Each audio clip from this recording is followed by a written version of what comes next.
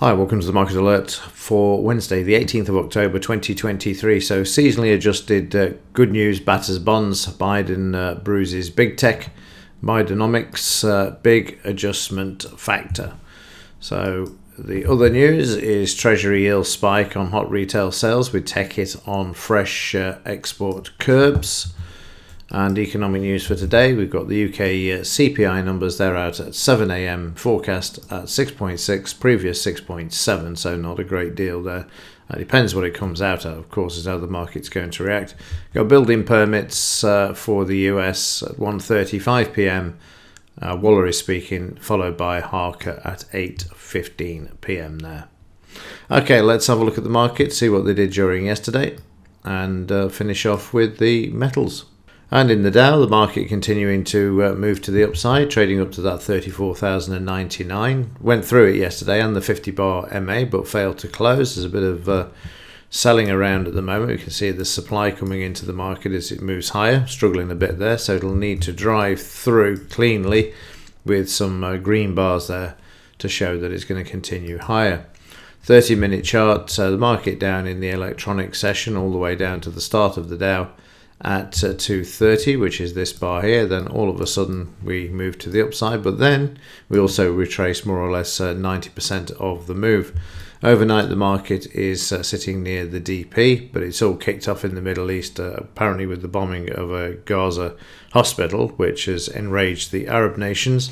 So it's going to be interesting today from a fundamental point of view, or geopolitical I should say, not fundamental, how the markets are going to react to that sort of news, which is not going down well as I record the alert. In the German DAX, stuck in a sideways range, not moving higher like the Dow at all. It's finding support, and it's also becoming oversold there as well, but not moving greatly to the upside. Needs to take out the high of yesterday. Even though the high of yesterday took out Monday's high, the market's still struggling there. So again, we moved higher initially, then we sold off with the geopolitical news. We then see the buying coming in at the S1, nearly towards the low, and then the market reversing and heading all the way back 150 points before overnight the market giving this back, sitting at the DP and the BRN there at the moment. So above the close is required to maintain this, but we'll see what happens with that UK CPI number at 7 a.m. this morning. In the S&P 500, also sideways at the moment, needs to break out one way or the other.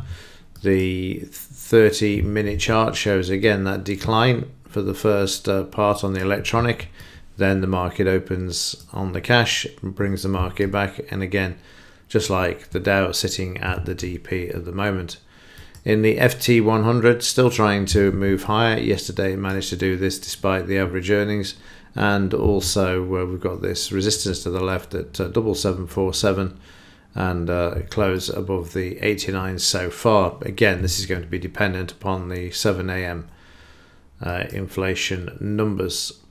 And in the 30-minute chart, you can see there we moved sharply to the upside, and then we got whacked to the downside there.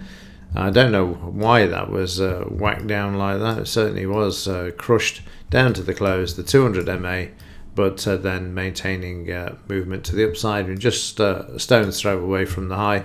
Again, that's going to be dependent on the CPI numbers at 7 a.m. and then the market to find its own direction. US dollar, well, it's closed below the 5 and the 20 bar moving average. This is going to, or the next move is going to be dependent upon what Harker and Waller say later on today, whether that brings any strength to the US dollar or not. So we'll just have to wait and see there. Meanwhile, in the metals, they've been allowed to move up for the last few days and continue to do so, particularly overnight. Asia seeing a move to the upside there. Obviously more dollar weakness around. Yesterday, which is very unusual, the market had a bit of a 2 bars 60 minutes on the downside, but then moved sharply to the upside. And as I said, on the Asian market or Asian trading, the market through yesterday's high. This is a rare sight to be seen.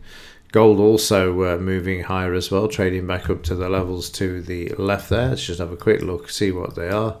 Like I say, the goal really here is to keep it below the $2,000 level, and so far no problem at all. We're still only at 1947, 1952 there.